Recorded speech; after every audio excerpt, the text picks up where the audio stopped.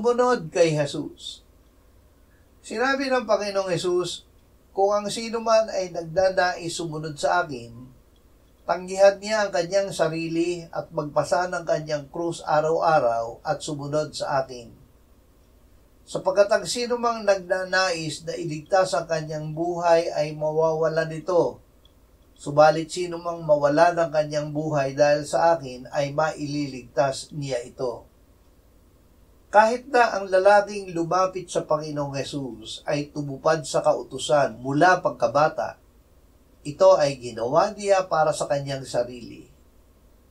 Ang pagtanggi sa lahat ng sa sarili upang sumama kay Jesus ay isang pagpapasya na bunga ng pananampalataya kay Jesus. Hindi nagawa ng mayamang lalaki na gawin ang pagpapasyang ito dahil hindi niya matalikdan ang kanyang sarili at kayamanan.